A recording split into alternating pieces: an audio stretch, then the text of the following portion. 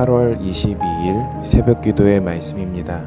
오늘 우리에게 주시는 말씀은 스가랴 14장 12절에서 21절까지 말씀입니다. 예루살렘을 친 모든 백성에게 여호와께서 내리실 재앙은 이러하니 곧 섰을 때에 그들의 살이 썩으며 그들의 눈동자가 눈구멍 속에서 썩으며 그들의 혀가 입 속에서 썩을 것이요 그날에 여호와께서 그들을 크게 요란하게 하시리니 피차 손으로 붙잡으며 피차 손을 들어 칠 것이며 유다도 예루살렘에서 싸우리니 이때 사방에 있는 이방 나라들의 보화 곧 금, 은과 의복이 심히 많이 모여질 것이요 또 말과 노새와 낙타와 나귀와 그 진에 있는 모든 가축에게 미칠 재앙도 그 재앙과 같으리라. 예루살렘을 치러 왔던 이방 나라들 중에 남은 자가 해마다 올라와서 그 왕 만군의 여호와께 경배하며 초막절을 지킬 것이라. 땅에 있는 족속들 중에 그 왕 만군의 여호와께 경배하러 예루살렘에 올라오지 아니하는 자들에게는 비를 내리지 아니하실 것인즉 만일 애굽 족속이 올라오지 아니할 때에는 비 내림이 있지 아니하리니 여호와께서 초막절을 지키러 올라오지 아니하는 이방 나라들의 사람을 치시는 재앙을 그에게 내리실 것이라. 애굽 사람이나 이방 나라 사람이나 초막절을 지키러 올라오지 아니하는 자가 받을 벌이 그러하니라. 그 날에는 말방울에까지 여호와께 성결이라 기록될 것이라. 여호와의 전에 있는 모든 솥이 제단 앞 주발과 다름이 없을 것이니 예루살렘과 유다의 모든 솥이 만군의 여호와의 성물이 될 것인즉 제사 드리는 자가 와서 이 솥을 가져다가 그것으로 고기를 삶으리라. 그날에는 만군의 여호와의 전에 가나안 사람이 다시 있지 아니하리라. 아멘. 스가랴 선지서의 마지막 부분입니다. 스가랴 선지자는 스룹바벨 성전이 완공될 것이고 그 성전에 예수 그리스도가 서게 될 것이며 예수 그리스도로 말미암아 여호와의 아시는 한날, 즉 새로운 시대가 시작될 것을 예언하고 있습니다. 제가 아이들과 설교하면서 자주 인용하는 영화 메시지가 있습니다. 암살입니다. 암살에서 이정재가 연기한 염석진은 처음에는 독립운동가였지만 나라를 배신하고 독립운동을 한 이들을 제거하는 일에 앞장섰습니다. 결국 해방이 된 후 붙잡혀서 죽임을 당하는데 동료가 그를 죽이기 전에 그에게 묻습니다. 왜 동료들을 팔았냐고요. 그때 염석진의 대답입니다. 몰랐으니까. 해방될지 몰랐으니까. 알면 그렇게 했겠는가? 일제시대 사람들은 해방될지 몰랐습니다. 일본은 너무 강력한 존재였습니다. 도저히 이길 수 있을 것 같아 보이지 않았습니다. 일본의 지배에 순응하는 이들이 많아졌습니다. 일본 편에 서서 적극적으로 나라를 판 자들이 생겨났습니다. 그러나 소수였지만 언젠가 독립할 것이라는 기대와 희망을 가지고 끝까지 대응했던 자들이 있었습니다. 그런 이들이 있었기에 지금의 대한민국이 존재할 수 있습니다.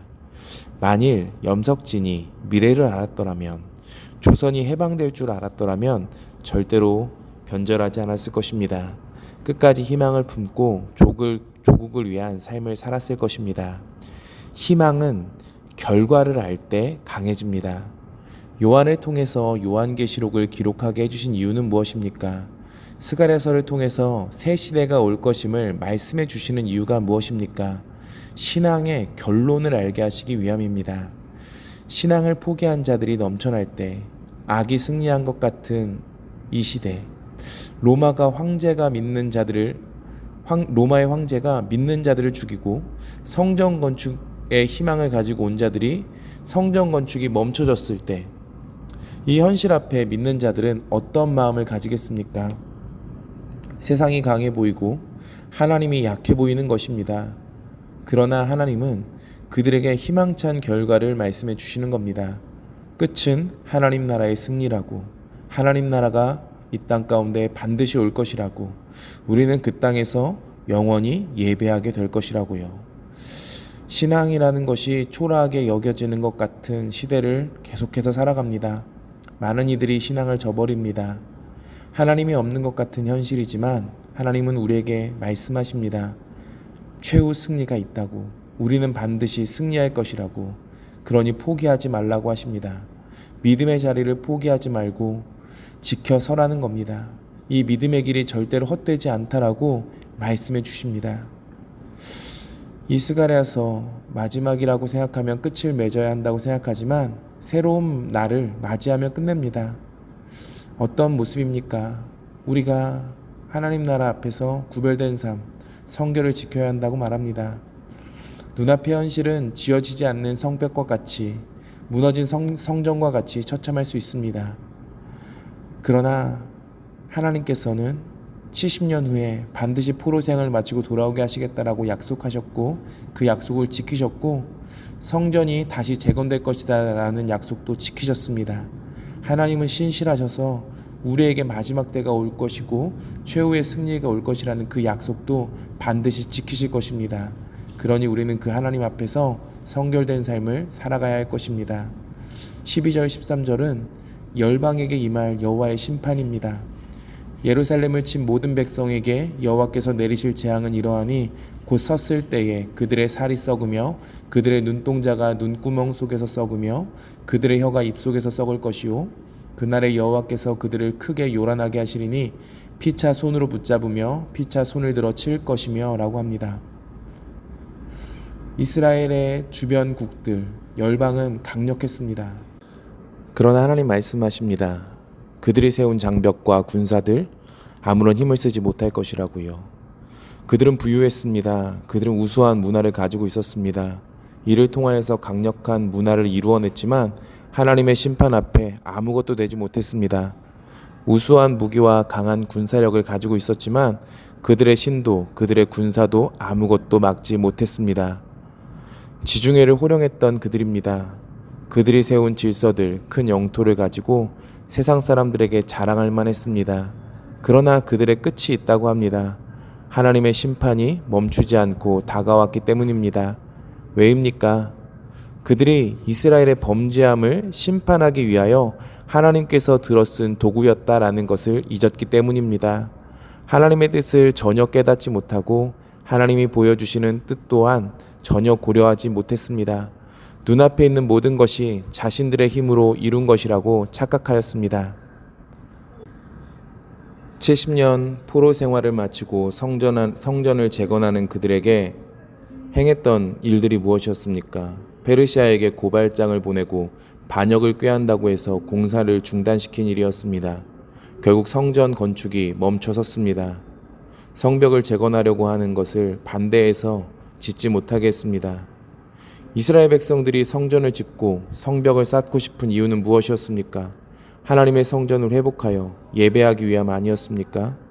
그러나 그들은 자신들이 만들어 놓은 세상의 질서가 무너질까봐 주의 백성들의 모든 발걸음을 막았던 것입니다. 하나님의 뜻을 넘어서 하나님의 백성을 핍박하였고 그 결과는 심판이었습니다.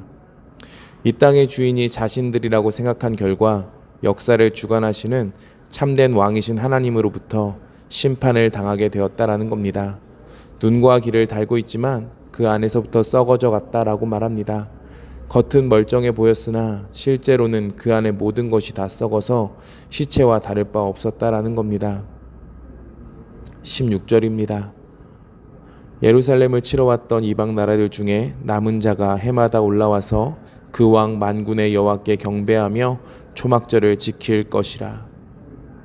12절부터 15절까지는 심판의 메시지가 그렇게 이어집니다. 그러나 하나님의 목적은 심판이 아닙니다. 오늘 16절을 보면 이방 나라들 중에 남은 자가 예배한다고 초막절을 지킨다라고 합니다. 초막절이 무엇입니까? 우리가 흔히 아는 추수감사 주일과 같은 날입니다. 여호와 하나님께서 창조주이시고 풍성한 결실을 주시는 분이시다라는 고백을 드리는 날입니다. 남은 자들은 어떤 자들입니까? 세상의 방식으로 자신을 채우려고 하는 자들이 아니라 스스로 자신의 질서를 세우는 자들이 아니라 하나님께서 이 땅을 다스리심을 믿는 자들입니다. 그리고 하나님께서 모든 것이라고 고백하는 자들입니다. 하나님은 이것을 바라고 계십니다. 하나님께서 이 땅을 세우실 때부터 가지고 계셨던 계획입니다. 모든 열방이 나와 하나님을 예배하는 겁니다. 이스라엘만이 아니라 온 열방이 말입니다. 우리를 회복시키실, 우리를 다스리시는 그분 앞에 나와서 우리는 예배해야 합니다. 17절은 말합니다. 땅에 있는 족속들 중에 그 왕 만군의 여호와께 경배하러 예루살렘에 올라오지 아니하는 자들에게는 비를 내리지 아니한다 라고 말하십니다. 비를 내리지 않는다. 심판입니다. 하나님에 대한 예배와 경외가 필수적임을 말하고 있는 겁니다. 예배하지 않는 자들 결국 심판을 당할 것입니다. 우리에게 있어서 마지막 그날이 다가오고 있습니다. 20절입니다. 그 날에는 말방울에까지 여호와께 성결이라 기록될 것이라. 여호와의 전에 있는 모든 솥이 제단 앞 주별과 다름이 없을 것이니라고 합니다. 그날이 오면 말방울에까지 여호와께 성결이라고 쓰여진다라고 합니다. 여호와께 성결은 한 사람에게만 쓰여지는 단어입니다.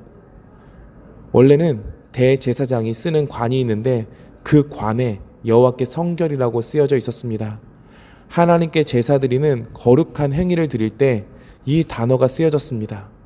그런데 오늘 대제사장의 관 앞에만 쓰여진 것이 아니라 일반 허드렛 일을 하는 그 동물인 말의 방울까지 이것이 쓰여지게 된다라고 말합니다. 이것이 이스라엘 백성이 들을 때는 엄청난 일입니다. 동물 말에까지 그 말이 쓰여진다라고 말하는데 그 당시의 말은 부정한 동물입니다. 레위기를 보면 부정한 동물과 정한 동물이 나옵니다. 부정한 동물에 포함되는 것이 말인데 그 부정하다고 여기는 말의 방울까지 여호와께 성결이라는 말이 쓰여진다라는 겁니다. 그러니까 이것은 무슨 말입니까? 그 날이 올 때 모든 부정한 것이 정결한 것으로 변화될 것이다 라는 겁니다. 제단에 쓰이는 그릇만 거룩한 것이 아니라 일상생활에 쓰이는 모든 그릇, 냄비들까지도 거룩한 것이 된다라고 말합니다.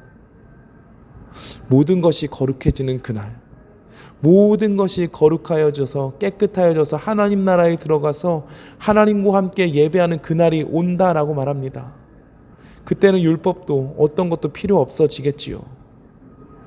예수님께서 대제사장으로 오셔서 모든 것을 이루셨기에 모든 사람들이 누구나 하나님 앞에 담대히 나아갈 수 있게 되었습니다. 그리고 그날의 완전한 승리를 우리는 볼 것입니다. 하나님 나라 이미 시작되었습니다.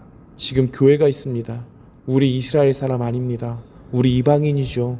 그런데 우리는 예수 그리스도를 왕으로 인정하며 예배드리고 있습니다. 우리는 이미 하나님 나라를 이미 지금 맛보고 있습니다. 불가능해 보이는 것들이 우리 안에 현실로 이루어져 있습니다. 그리고 진짜 마지막 때에 하나님과 온전히 살면서 우리는 거룩하여진 그 모습으로 하나님 예배하게 될 것입니다. 우리가 그 날을 기대하며 우리 안에 완전한 행복한 우리 안에 해피엔딩이 기다리고 있음을 믿으며 이 땅에서 구별된 자들로서 세상의 질서가 아니라 하나님 바라보면서 살아가는 우리가 되어지기를 소망합니다. 하나님이 우리에게 승리를 주십니다. 이것을 믿으며 아름답게 살아가시는 우리 태국 한인교회 모든 성도님들 되어지시기를 간절히 소망합니다. 기도하겠습니다. 하나님 사랑합니다. 하나님 감사합니다. 우리가 하나님 앞에 서기 원합니다. 하나님, 우리가 이 세상의 질서를 쫓아가는 것이 아니라 하나님을 쫓아가게 하시고 그 우리를 구원하시고 우리에게 완전한 승리를 주실 그분 앞에 온전하고 거룩하여진 모습으로 서기 원합니다. 하나님, 우리가 그렇게 서서 하나님 안에서 아름답게 살아가게 하시고 하나님께 더욱더 아름답게 예배하는 우리가 되게 하여 주시옵소서. 오늘도 예배자로 살아가게 하실 줄 믿사오며 감사드리며 예수님 이름으로 기도합니다. 아멘.